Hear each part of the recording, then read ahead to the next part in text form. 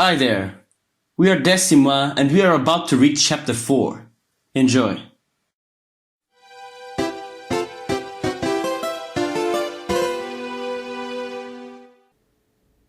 Por volta do meio-dia, quando o calor do sol já requeimava, detivemo-nos num povoado e fomos para a casa de umas pessoas idosas, que eram amigas e familiares dos ladrões. De facto, a primeira reação ao encontro, a longa conversa e os cumprimentos mútuos permitiram-me compreender isso mesmo, apesar de ser um burro. Aliás, retiraram-me dos costados uns tantos objetos e ofereceram-nos, dando a entender por certos cochichos, que estes presentes eram frutos do roubo. Assim que nos descarregaram toda a bagagem, levaram-nos a pastar livremente numa margial próximo. No entanto, não me despertou grande interesse a perspectiva de partilhar o pasto com outro burro e o meu cavalo, bem como a ideia de comer feno, a qual não estava acostumado. Ora, precisamente atrás do estábulo, avistei uma pequena horta. Morto de fome como estava, meto por lá fora, muito à vontade, e trato de encher a barriga até me fartar, embora as listas estivessem cruas. Depois de dirigir uma prece aos deuses todos, pus-me a observar os arredores, a ver se lobrigava, por acaso, nos pequenos jardins circundantes as cores vivas de algum roseiral. Na verdade, a própria solidão do lugar inspirava em mim um agradável sentimento de confiança. Se tomasse um antídoto no meio daquele ermo, encoberto pelos arbustos, poderia abandonar a postura encurvada de um jumento quadrúpede e retomar novamente a posição ereta de um homem, sem chamar a atenção de ninguém. Encontrava-me eu, portanto, a flutuar neste mar de cogitações, quando avisto a certa distância um vale ensombrado por uma frondosa floresta, no meio do qual, entre plantas várias e verduras luxuriantes, refulgia a tonalidade avermelhada de umas esplêndidas rosas. E porque o meu coração não era inteiramente besta, já imaginava que aquele bosque seria dedicado a Vênus e às Graças, em cujos recessos umbrosos reluzia com régio brio esta flor ditosa. Evoquei então o sucesso, Deus protetor dos finais alegres e felizes, e desato a correr a galope, com uma velocidade tal, caramba, que eu próprio me sentia transformado não em burro, mas antes num verdadeiro ginete de corrida. No entanto, esta espetacular e notável performance revelou-se incapaz de passar a perna à minha perversa fortuna.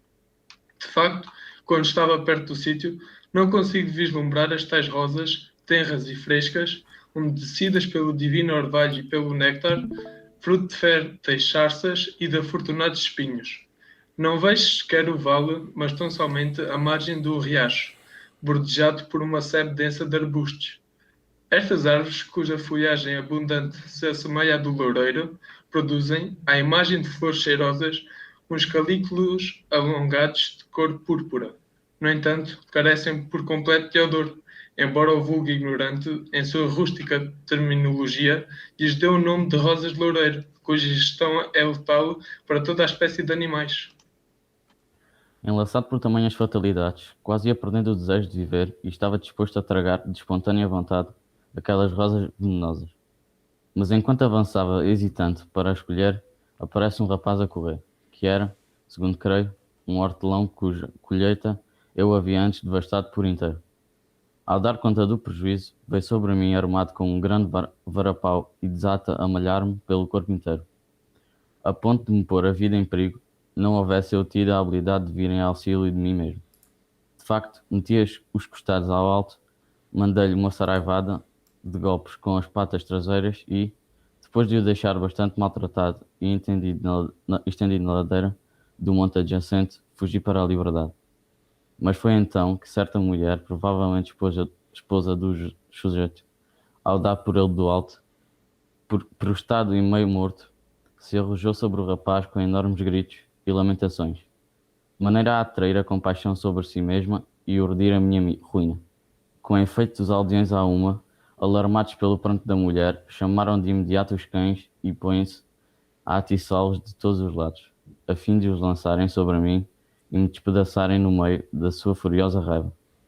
Nessa altura senti-me sem dúvida próximo da morte, ao ver os cães assim fortes e em tão elevado número, bem capaz de fazer frente a ursos e leões a serem assolados contra mim. Tomei então uma decisão inspirada pelas circunstâncias e, renunciando à fuga, tomei em passo rápido o caminho de volta até ao estábulo onde tínhamos parado.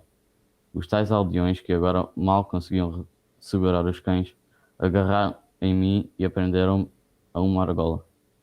com uma forte correia, e teriam pela certa dado cabo de mim com uma valente surra. Mas foi então que os meus intestinos contraídos pela dor das pancadas, atestados com os tais legumes crus e atacados por uma terrível diarreia, fizeram sair um esguicho de bosta que os afastou dos meus costados moídos. Uns ao serem borrifados por este líquido infecto, outros ao não suportarem o pivete daquele fétido odor. Pouco depois, quando o dia se inclinava para a tarde, os ladrões fazem-nos sair do estábulo, novamente carregados, e a mim em particular, que fiquei de longe com a bagagem mais pesada. Havíamos já percorrido boa parte do trajeto e eu, derreado pela extensão do caminho, esmagado sob o peso da carga e moído ainda por cima pelos golpes e bordadas, caminhava a costear e aos tropeções, pois tinha os cascos desgastados. Estávamos a chegar à margem de um riacho, cujas águas serpenteavam docemente, e pensava comigo mesmo que havia felizmente encontrado a ocasião ideal para fazer alto, deixando-me tombar para a frente, com todo o corpo, ao fletir as pernas com habilidade. Tinha a firme determinação de que nenhuma porrada me faria levantar para prosseguir a marcha, dispondo-me inclusive a sucumbir à pancadaria ou até mesmo a golpes de cutelo. Julgava, aliás, que, por estar completamente abatido e esgotado, já mereceria a minha dispensa por invalidez. Para mais, os bandidos, fosse pelo nervosismo de espera, fosse pela urgência de apressar a fuga, talvez repartissem pelas duas outras bestas de carga o fardo que eu trazia às costas e me abandonassem para como de vingança como presa destinada aos roubos e aos abusos. No entanto, uma sorte maldita veio meter-se à frente deste belo plano. De facto, o outro burro adivinhou o meu pensamento e antecipou-se a ele, e assim, fingindo cansaço, espalhou-se no chão com toda a carga. Ali ficou estendido que nem um morto e nem vergastadas, nem aguilhões, nem o facto de lhe puxarem pela cauda, pelas orelhas e pelas patas em todos os sentidos, o levaram a tentar erguer-se. Por último, cansados já os larápios por aquele esforço inútil, trocam impressões entre si, para evitarem ficar presos tempos sem fim a um burro morto, ou antes transformado em pedra, atrasando assim a fuga. Por isso, pegaram na bagagem dele e distribuíram-na por mim e pelo cavalo. Sacaram de um gládio e cortaram-lhe todos os jarretes. Desviaram-no, em seguida, um pouco do caminho e precipitaram-no num abismo profundo. Decidi abandonar de imediato estratagemas e enganos, para me tornar num burro exemplar aos olhos dos anos. De resto, ao prestar ouvidos às suas conversas, percebi que estávamos para fazer uma paragem e gozar o descanso do termo da viagem, pois era ali que tinham a residência e habitação. Por conseguinte, depois de vencermos uma subida moderada, chegámos ao destino. Aí nos despojaram de todas as bagagens, para guardá-las no interior da casa. E assim, liberto já daquele fardo, procurei aliviar a fadiga e rebolar-me na poeira como quem tomava um banho. O assunto e a circunstância em si levam-me a fazer uma apresentação da região e da caverna onde os bandidos habitavam. Desta maneira, vou meter à prova o meu engenho e, ao mesmo tempo, irei dar-lhes a oportunidade para avaliar com exatidão se eu ficar a burro, também a nível de inteligência e de sensibilidade. Tínhamos feito alto no Monte Escabroso, ensombrado por uma densa floresta e com uma altura impressionante.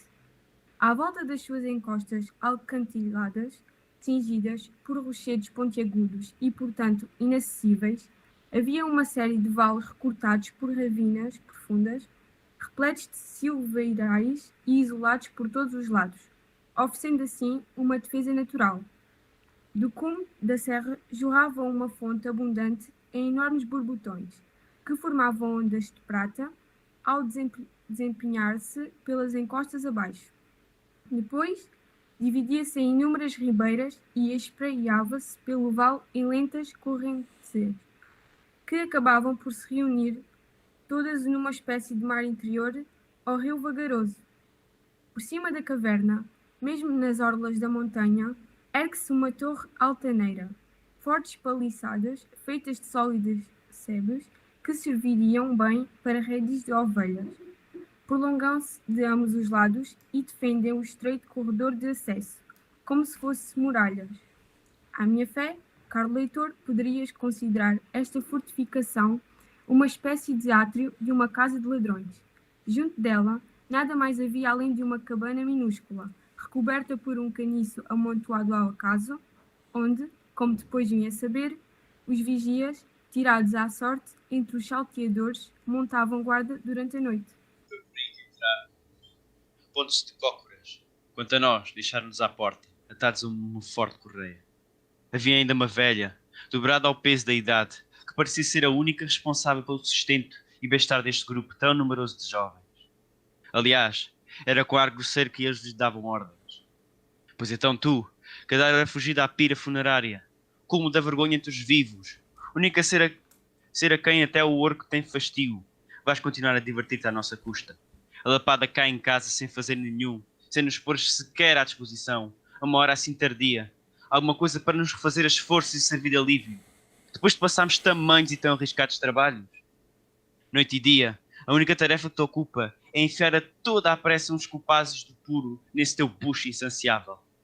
Ao escutar estas remendas, a velha, receosa e a tremer, respondeu com uma vozinha esganiçada: meus caros jovens, tão fortes e dedicados, protetores da minha pessoa, já todas as carnes estão à vossa disposição, cozinhadas no ponto, com fartura e saborosos temperos.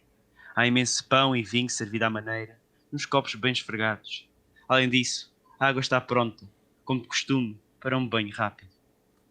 Mal a velha terminara de falar, logo eles despem as roupas e se põem a revigorar os corpos nus ao calor de uma grande fogueira. Depois de se banharem em água quente e de se ungirem com óleo, sentou-se diante de mesas repletas de comida. Tinham acabado de se instalar quando chega um outro grupo bem maior de jovens que tinham todo o ar de ser igualmente ladrões. De facto, também eles traziam um saco feito de moedas e vasos de ouro e prata, bem como de peças de seda bordadas a ouro. Refeitos por cuidados semelhantes, instalam-se em leitos junto dos restantes companheiros. Em seguida, ocupam-se do serviço os que foram designados pela sorte. Come-se e bebe-se à farda, carne a rodos, pães a granel, cabos de enfiado. Divertem-se em grande grito, cantam aos berros, atiram insultos a brincar. Em suma, quase parecia o festim dos lápidas e dos centauros semibestas. Então um deles, que se distinguia pela força, comentou: nós assaltámos, com grande arrojo, a casa de Milão da Hípata. Além de trazermos o enorme saco conseguido à custa do nosso esforço, regressámos ao acampamento sem sofrer baixos e voltámos ainda, pois também isto há de contar, com 8 pernas mais. Vocês, pelo contrário, ao tomarem por destino as cidades da Biócia, regressaram reduzidos em número e perderam até o vosso chefe, o valente Lâmaco, cuja salvação seria para mim, e com razão, mais importante de todos esses despojos que trouxeram. No entanto, se ele morreu, foi por ser vítima da sua imensa coragem. A memória deste herói tão destemido será celebrada entre a de reis ilustres e grandes chefes de batalha. Vocês, pelo contrário, como ladrões exemplares que são, acabarão a arrastar-se timidamente entre banhos e alcovas de velhas, satisfeitos com pequenos furtos próprios de escravo, como se fossem trapeiros. Um dos elementos do segundo grupo replicou nestes termos: serás tu o único a ignorar que as casas grandes são de longe mais fáceis de assaltar? Não há dúvida de que uma habitação maior alberga um número superior de criados, mas é verdade também que cada um se preocupa mais em garantir a própria segurança do que em proteger os bens do patrão. Em contrapartida, as pessoas simples e que vivem isoladas protegem com maior empenho a riqueza, seja pequena ou bastante grande, dissimulando-a com cuidados, e zelam por ela com o risco da própria vida. Aliás, os factos em si irão confirmar a verdade das minhas palavras. Nós tínhamos acabado de chegar a Tebas, a cidade das 7 portas, e tratávamos de nos informar detalhadamente sobre as posses dos habitantes. Diligência fundamental nesta profissão. Por conseguinte, não nos passou despercebido certo Críseros, um banqueiro, dono de vasta fortuna, que, por receio das obrigações e cargos públicos, dissimulava com hábeis expedientes aquela notável riqueza. Em resumo, vivia sozinho e isolado, bastando-lhe uma casita minúscula, ainda que bem defendida, e andava embrulhado em farrapos e muito sujo, embora dormisse sobre sacos repletos de ouro. Decidimos, portanto, começar o ataque por esse lado, por termos desprezado a capacidade de resistência de uma só pessoa e por acharmos que nos iríamos apoderar de todas as riquezas, sem grande esforço nas almas e nas calmas. Sem demora, mal a noite caiu, postámos junto à entrada, à espera, pois não se afigurava oportuno forçá-lo, nem batê-lo, nem parti-lo em pedaços. Não fosse o ruído das portas acordar a vizinhança inteira, para desgraça nossa. Foi então que Lâmaco, o nosso ilustre porta-estandarte, confiado na sua comprovada coragem, começou a introduzir lentamente a mão através do buraco de enfiar a chave, a ver se conseguia fazer saltar a tranca. Críceros, porém, que era seguramente o mais ardiloso de todos os bípedes, já estaria desperto há um bom bocado e seguia com atenção cada um dos nossos movimentos. Com só as passadas e mantendo um silêncio escrupuloso, já se acercou devagar e, de repente, desferiu uma pancada fortíssima e cravou, com um prego enorme, a mão do nosso chefe à madeira da porta. E ali o abandonou à morte, como estivera preso a um patíbulo. Logo subindo para a cobertura do seu casebre, de onde se meteu a gritar em voz alta e a pedir ajuda aos vizinhos, a quem chamava pelo próprio nome, apelando à salvação comum, pois alegava que um incêndio repentino consumia a casa. E assim, todos à uma, aterrorizados pela cercania de um risco tão próximo, acorreram ansiosos a fim de prestarem auxílio. Colocados então perante o perigoso dilema de perecermos todos ou de abandonarmos um companheiro, imaginávamos uma solução drástica, pressionada pelas circunstâncias e pela vontade do próprio. Assim, troncámos ao nosso chefe a parte do corpo que une a mão ao ombro, com um corte bem medido através da articulação. Depois, deixámos para trás o braço e enrolámos a ferida com uma série de tiras de pano, a fim de evitar que as gotas de sangue deixassem um rastro, e transportámos com toda a pressa o que restava do Lâmaco. Contudo, este sentimento de ansiosa lealdade provocava em nós grande agitação, enquanto o receio de um perigo iminente precipitava a nossa fuga.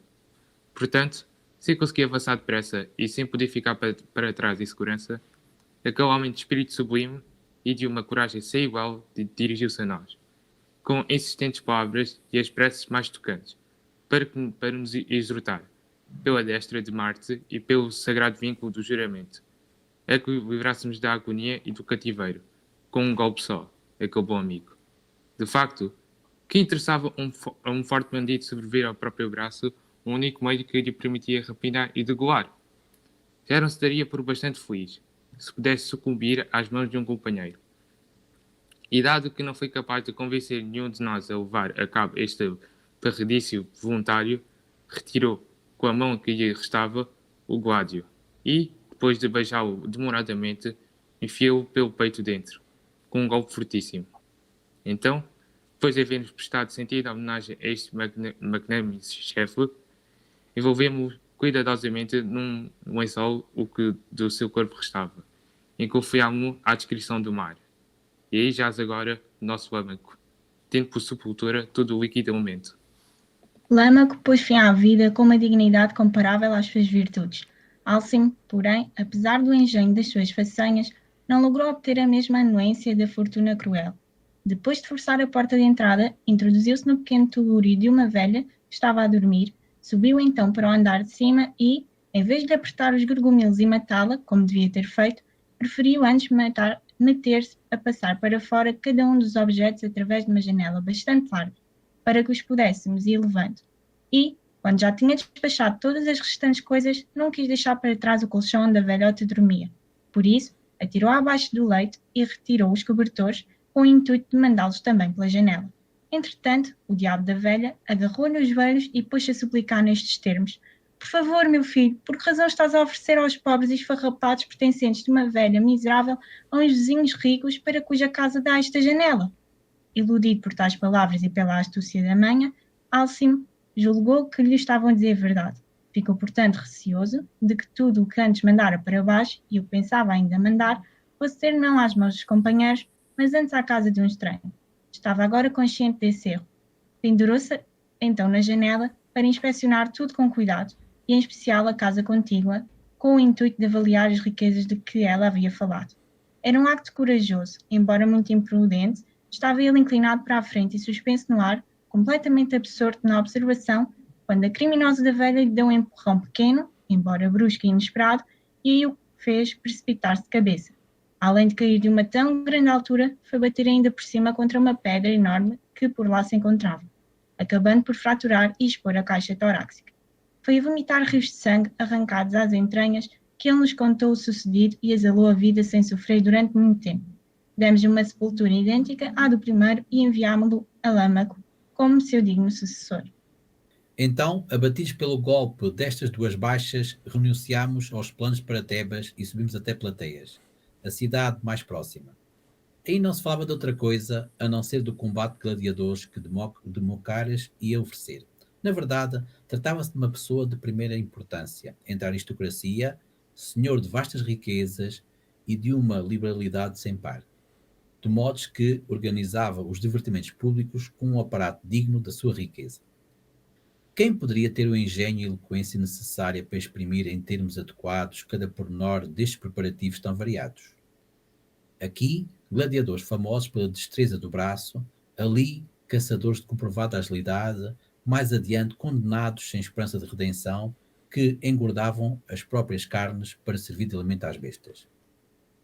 Havia ainda maquinaria feita de estacas articuladas entre si, torres construídas com tábuas encaixadas à maneira de uma casa ambulante, receptáculos para as caçadas previstas, decorados com pinturas florais. E, além do número de feras, que dizer de sua qualidade? Com efeito, Demócaras pusera um especial cuidado em que trouxessem, mesmo do estrangeiro, estes nobres animais, que serviriam de túmulo para os condenados à morte. Ainda assim, além dos restantes atrativos deste fantástico espetáculo, ele havia investido todos os custos do seu património para adquirir um número impressionante de soberbos ursos. De facto, aos animais que ele mesmo tinha apanhado durante as caçadas, ou que comprara a custos exorbitantes, juntavam-se o que os amigos lhe ofereceram de presente, à compita, e aos quais ele prodigalizava dispendiosos cuidados e alimentação especial. Todavia, nem uns preparativos tão grandiosos e esplêndidos em prol do entretenimento público lograram escapar ao olhar malfeito da inveja. Na realidade, escutados há um tempo pelo demorado cativeiro, abatidos pelo calor estival e quebrantados pela inércia e imobilidade, os ursos viraram-se acometidos por uma peste repentina e foram morrendo quase até ao último.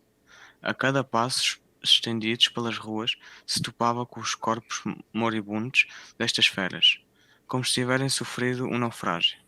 Então a população abjeta, a quem a pobreza miserável não deixava outra escolha, para aliviar o estômago privado de alimentos, a não ser buscar nutrimentos sórdidos e refeições grátis, acorria de todos os lados a estas carcaças que juncavam o chão.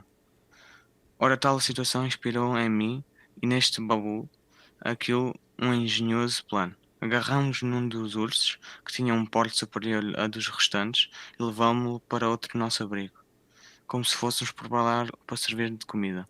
Tratamos de o esfolar com um desembaraço, separando a pele da carne, e mantivemos habilmente no lugar as garras inteiras. Deixamos também intacta a cabeça do animal, até a raiz do pescoço, quanto a restante pele. Raspámo-la com todo o cuidado, a fim de tomar mais delgada. Espalhamos sobre ela cinza fina e pusemos-la a secar ao sol. Enquanto a pele ia secando, por ação dos ares abrasadores do céu, nos atacamos com toda a gana às carnes do animal e acordamos por um juramento ativar o seguinte plano. Combinamos que um de nós, que se distinguisse entre os restantes, não tanto pelo vigor físico, mas antes pela força anímica, e sobretudo que avançasse como voluntário, irá revestir a tal pele. Assim disfarçado de urso, seria conduzido à casa de Dernocarles, onde, coberto de silêncio da noite, nos facilitaria a entrada através da porta. E não foram poucos os nossos arrojados companheiros que se deixaram animar pela ideia de pôr em prática um plano assim engenhoso. No entanto, a escolha do grupo recaiu sobre Trasilionte, que deu a preferência entre todos os outros e se sujeitou ao risco de um estratagema de desfecho incerto. Por conseguinte, foi com o rosto sereno que ele envergou a pele, agora macia e maleável, adaptando-a habilmente ao corpo. Em seguida, ajustámos as extremidades da pele com pontos finos e disfarçámos a sutura, já de si bastante discreta, com o denso pelo que a rodeava. Depois forçámos a cabeça de Transilionte a subir até à base da própria garganta, precisamente o ponto onde o pescoço havia sido cortado. Fizemos ainda uns pequenos orifícios à altura das narinas e dos olhos para facilitar a respiração e a vista. A este nosso valente companheiro, transformado agora em animal, introduzimos-lo numa jaula comprada a baixo preço e ele mesmo se apressou a deslizar para dentro dela, dando mostras de uma energética determinação. Despachados assim os preparativos iniciais, avançámos com o seguimento do embuste. Quando nos inteiramos de que um indivíduo de origem trácia, chamado Nicanor, cultivava uma grande amizade com o tal Demócares, forjámos uma carta, onde se dava a entender que Nicanor, como bom amigo, consagrava as primícias da sua caçada ao embelezamento do espetáculo. Quando a noite ia já muito adiantada e podíamos contar com o encobrimento das trevas, entregámos a Demócares a jaula de Transilionte, juntamente com a falsa missiva. Ele pôs-se a admirar a grandeza do animal e ficou muito agradado com a liberdade tão oportuna do compadre. Logo ordenou ainda que nos entregassem 10 moedas de ouro, retiradas do cofre, por havermos sido portadores de notícias que eram para ele motivo de gráudio.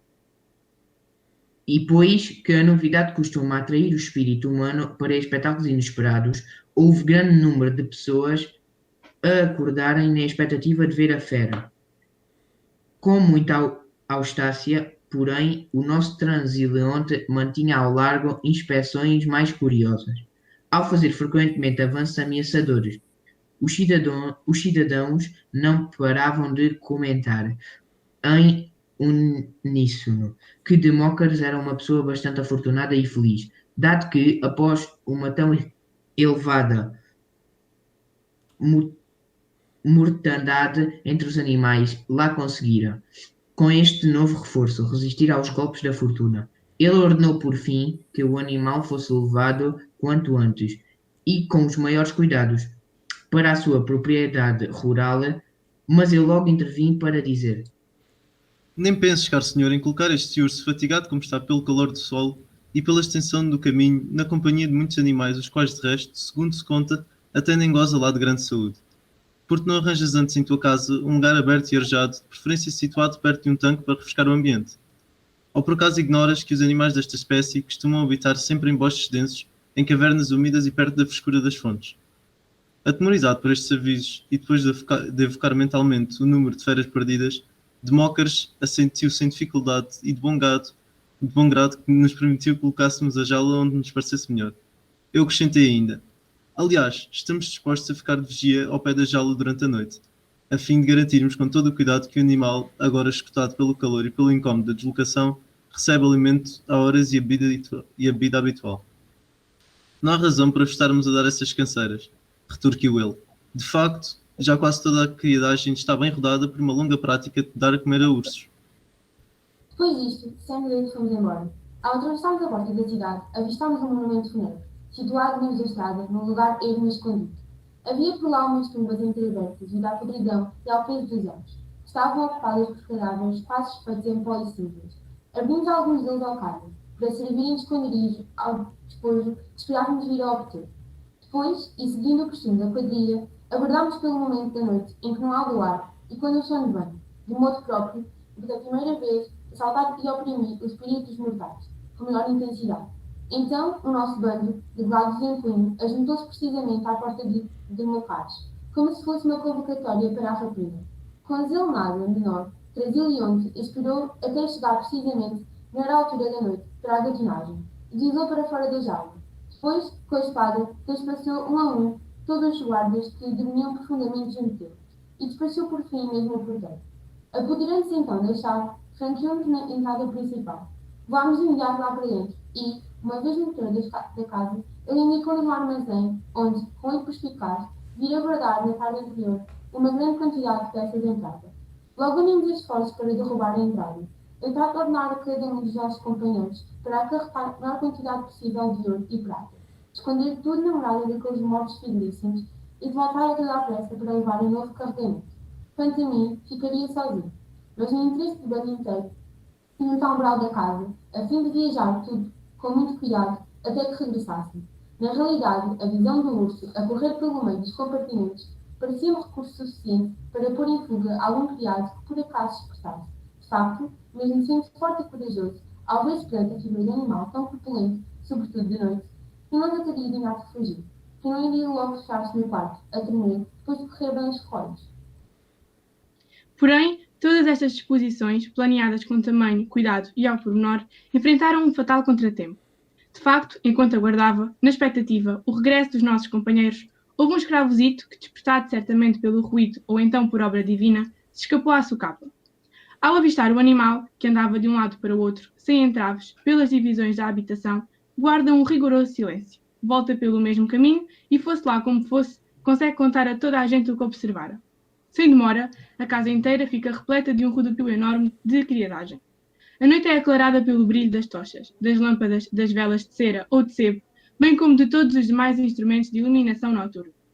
E entre tamanha multidão, ninguém há que saia desarmado, pois uns valem-se de bastões e lanças, outros sacam das espadas, cobrindo todos os acessos. Além disso, a fim de controlarem o urso, puseram-se ainda a atiçar os cães de caça, daqueles com orelhas compridas e pelo eriçado. Então eu, ao perceber-me que o tumulto ia aumentando cada vez mais, decidi retroceder e fugir da casa. Não sei antes eu próprio ver claramente, escondido atrás de uma porta, a forma admirável como Transilionte fazia frente aos cães. De facto, embora se encontrasse na meta extrema da vida, ainda assim não se esqueceu de quem era, de nós mesmos e do seu antigo valor, pois continuou a resistir, até mesmo quando as mandíbulas de cérebro estavam a ponto de o devorar. Por conseguinte, enquanto o alento o permitiu, não deixou nunca de representar o papel que havia assumido por livre-arbítrio, ora através da fuga, ora resistindo com variados golpes e movimentos de corpo, até finalmente se lançar para fora de casa. Contudo, embora conseguisse alcançar a liberdade da via pública, não foi capaz de buscar a salvação na fuga. Efetivamente, todos os cães da rua vizinha, que eram tão ferozes e tão numerosos quanto os cães de caça, que entretanto haviam saído da moradia, juntaram-se em bando na perseguição da mesma presa. Por então presenciar um espetáculo miserável e funesto, o nosso Transilionte a ser rodeado e perseguido por uma caterva de cães raivosos, que o despedaçavam com inúmeras e repetidas mordidelas. Por fim, incapaz já de suportar tamanha dor, misturo-me com a pequena multidão de pessoas que se juntara à volta e tento dar o único auxílio encoberto que poderia levar ao meu bom companheiro. Em consequência, tratava de dissuadir os que comandavam a caçada, com palavras deste género: "Mas que vergonha tão grande e tão exagerada! E estamos a desperdiçar uma fera magnífica e que vale uma fortuna." Porém, a minha habilidosa argumentação de nada valeu ao desgraçado jovem. De facto, veio a correr do interior da casa um sujeito alto e forte, que sem hesitar espetou uma lança no peito do urso. Logo a seguir apareceu outro e mais uns tantos. Uma vez dissipado o receio, disputavam mesmo entre si aproximar-se e crivar a fera de golpes de espada. Quanto a Transilionte, honra sem par da nossa quadrilha, cujo ânimo, digno embora da imortalidade, acabou por sucumbir. Manteve ainda assim a capacidade para resistir. De facto, não soltou um único grito ou gemido que atraiçoasse a fé do juramento. Pelo contrário, dilacerado pelas mordidelas e trespassado pelo ferro, continuou a mugir com todas as forças e a grunhir que nem uma fera, suportando com nobre vigor a desgraça presente e reservando para si a glória, até entregar a vida ao destino. Em todo o caso, havia infundido tamanho terror e receio naquele ajuntamento de pessoas que, mesmo depois de romper a aurora, ou inclusive pelo dia dentro, ninguém ousou tocar com um só dedo no animal, embora ele jazesse por terra. Finalmente, e ainda assim com mão titubeante e cautelosa, um magarefo um pouco mais afoito lá abriu o ventre ao animal e despojou do urso aquele corajoso ladrão. Desta forma, pareceu o nosso Transilionte, mas a sua glória não perecerá jamais. Por conseguinte, atámos a toda a pressa os tais fardos que os fiéis mortos nos tinham guardado, e depois de abandonarmos em marcha forçada a região de Plateias, íamos repetindo sem cessar para nós mesmos que não era sem razão que a boa fé não se encontra entre os vivos, pois ela preferiu retirar-se para o meio dos manos e dos mortos, justamente por detestar a nossa perfídia. E foi assim que, derreados ao peso da carga e à dureza da viagem, privados ainda por cima de 3 colegas, trouxemos os despojos que têm diante de vocês. Uma vez terminado este relato, pega todos em taças de ouro e fazem libações com vinho puro, em memória de companheiros defuntos, Então em seguida alguns cânticos em honra de Marte e vão descansar um pouco. Quanto a nós, a tal velha que referi serviu-nos cevada fresca, com fartura e sem olhar a medidas, a ponto de o meu cavalo, que foi o único a poder tragar-se a tamanha abundância, ter julgado talvez estaria a participar num banquete da romba, como a dos sacerdotes sálios. Eu, pelo contrário, nunca tinha provado cevada antes, a não ser depois de estar bem moída e feita em borras como resultado de uma longa cozedura. Por isso, desatei a esquadrinhar o canto onde havia sido amontoados os restos de pão e todo o grupo e pus-me a dar fortemente às queixadas. Estavam enfraquecidas e cobertas de teias de aranha, em resultado de um longo jejum. A noite ia já avançada. Quando os ladrões acordaram, levantaram o acampamento, equipando-se de variados modos, uns armados com espadas, outros disfarçados de fantasmas, e desapareceram em marcha rápida. Entretanto, eu continuava a comer, de forma atenta e arrojada, e nem o sono imitante me impediu de prosseguir. E embora anteriormente, quando era Lúcio, eu levantasse da mesa satisfeito com um pão ou dois, agora, para aviar uma pança tão grande, já estava a ruminar o terceiro cesto. E quando a clara luz do dia me surpreendeu, ainda estava eu completamente absorto nesta ocupação. Por fim, levado pelo sentido do recato, até onde o burro pode ter, lá me afastei, muito a contragosto, e fui matar a sede no riacho próximo. Uns instantes depois, regressavam os ladrões, mergulhados em ansiedade e agitação. Não carregavam o mínimo despojo, nem o mísero trapo que fosse. Escoltada por tantos gládios, por múltiplos braços e mesmo até por todas as forças da quadrilha inteira, trazia uma coisa somente. Uma jovem de aspecto distinto, que, a julgar pela porte de pessoa respeitável, deveria pertencer à nata social da região. Para mais, caramba, tratava-se de uma rapariga muito atraente, mesmo na minha óptica de burro. Enquanto a levavam, ela não parava de se lamentar, ao mesmo tempo que arrancava os cabelos e rasgava as vestes. Depois de a fazer entrar na caverna, os raptores procuravam aliviar o incómodo da situação, dirigindo-lhe palavras de conforto. Fica descansada, quanto à tua segurança e honradez. Tenha um pouco de paciência e ajuda-nos a ganhar a nossa parte, pois é o jugo da pobreza que nos obriga a seguir esta conduta. Certamente que os teus pais, por muito avariados que sejam, não tardarão a reunir, entre a enorme riqueza que possuem, as condições necessárias para resgatar alguém do próprio sangue. Que em vão tentaram calmar a dor da pequena. E como conseguir outro resultado, se ela chorava sem parar, com a cabeça enterrada no meio dos joelhos. Tentaram chamar para lá dentro a velha e ordenaram-lhe que fizesse companhia à jovem, procurando distraí-la com a conversa mais agradável que encontrasse. Pela parte deles, logo voltaram-os a fazer as rotinas da quadrilha. No entanto, nenhuma das palavras da velhota conseguia estancar a enchente de lágrimas derramadas pela rapariga. Pelo contrário, lamentava-se cada vez mais com maior intensidade e sacudiu os flancos com recorrentes soluços, a ponto de até a mim provocar lágrimas. E queixava-se deste modo. Desgraçada de mim, longe de uma casa excelente, de tanta criadagem, de servos tão dedicados, de uns pais tão ilustres. Encontro-me agora abandonada e infeliz, transformada em presa de rapina e simples mercadoria, encerrada como escrava nestes cárceres de pedra. Privaram-me de todo o conforto em que nasci e com o qual cresci, deixando-me entre a incerteza de salvação e a crueza da tortura, no meio de tão numerosos e horríveis ladrões, e deste bando pavoroso de gladiadores. Acaso poderei estancar as lágrimas, ou continuar sequer a viver? Depois de lamentar-se desta forma, derrotada já pela dor do espírito, pela tensão na garganta e pelo cansaço físico, acabou por fechar os olhos quebrantos e abandonar-se ao sono. Tinha cerrado as pálpebras não havia ainda muito, quando foi de repente arrancada ao sono por uma espécie de delírio e começou a agitar-se ainda com maior intensidade, desferindo no peito pesados golpes de mãos e maltratando o belo rosto. E porque a velhota insistia sem parar em inquirir o motivo deste novo ou reincidente pesar, ela deu um profundo suspiro e respondeu: Agora sim, agora sei que estou na mais completa ruína. Agora sempre renunciei à esperança da salvação. Um laço, um gládio, ou pela certa um mergulho no abismo, é esta sem dúvida alguma a única escolha que me resta. Ao ouvir estas palavras, a velha ficou irritada e, de sangue já carregado, instou-a a explicar por que raio recomeçara ela com a choradeira e que motivo a levara de repente a retomar os desavisados queixumes, deixando para trás um sono profundo. E rematou dizendo: Já percebi, tu queres é privar os meus jovens do chorudo ganho do teu resgate. Pois vai em frente com esse plano e garanto-te que, fazendo pouco caso das tuas lágrimas, as quais os ladrões costumam do resto levar em pouca monta, ainda consigo que te queimem viva. Aterrada quanto à perspectiva, a miúda beijou-lhe a mão e retorquiu: perdoa-me, querida mãe.